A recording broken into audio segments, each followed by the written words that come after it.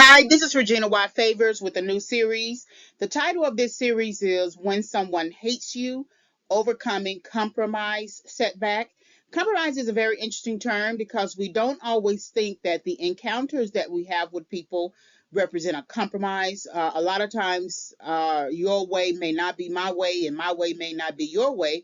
But in the most simple terms, positive terms, you can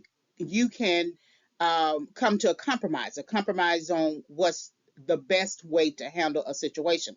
On the negative front, compromise can be something where you do not get what you want, and you feel like the person who wants their own way, his or her own way, is sort of pushing you or bullying you or peer pressuring you to go their route.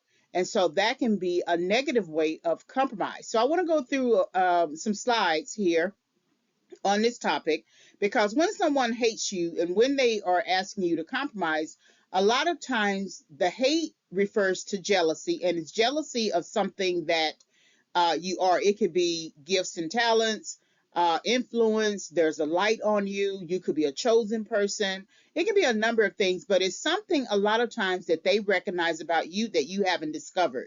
And when you haven't discovered your own gifts and talents, it makes you sort of vulnerable. They know something that you don't know, so now they can try to influence you and move you in a different direction. And a lot of times, it is not something that's a good way of how they handle you. They tend to move you into a state of debasing you. So that's what I want to go over in terms of this topic. When someone hates you, overcoming compromise setback. When someone hates you, the person adds more compromises. So if you're compromised in one area, they're going to compromise you in another. They're going to keep it going until um, you're almost emotionally, mentally, psychologically burned out when dealing with them. Um, if someone knows that you have a mental health issue or you go to therapy, they're going to add more things to your life, more distractions and interruptions to your life, so that it burdens you down emotionally to the point that you just don't know how to make decisions. It could be if you already work hard, right, and you go to school, okay, you're already tired throughout the week. So then what the person will do is invite some man over to the house and claim, well, why don't we go out? You never go out. We can go out and we can double date, and I got my man, and I'm quite sure he got a friend, and we can come together. What? Okay, that's a distraction. Whether you want that in your life or not is actually besides the point.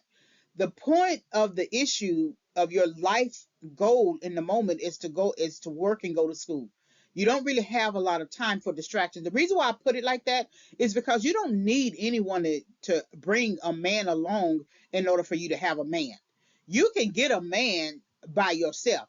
So when someone is doing that, they're adding more compromises on top of compromises. And think about it like this: if you have a bunch of luggage,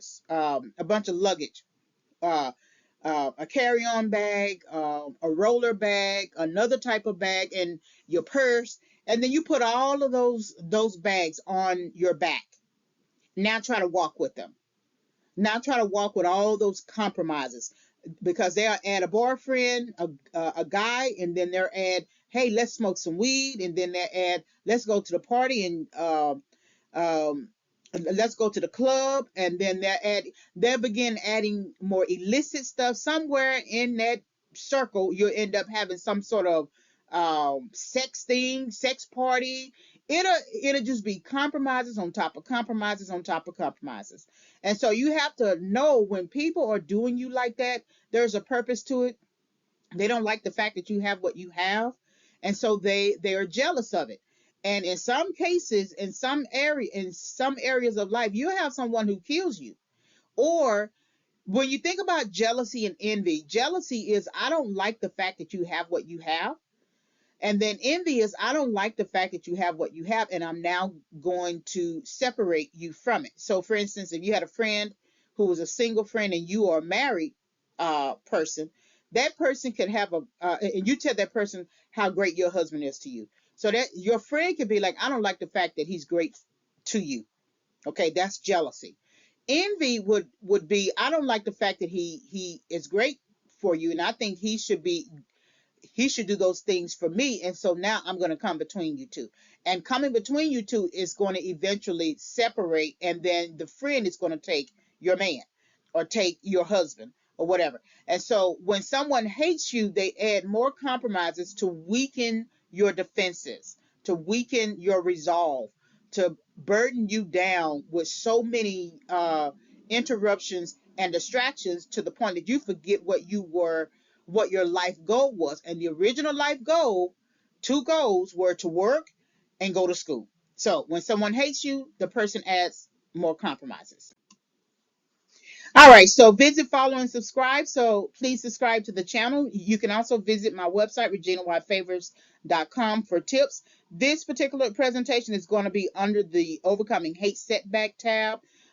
So it's going to add to the current list of serials that are also available on my YouTube channel, Regina White Favors, as well as this website. Thank you very much for listening.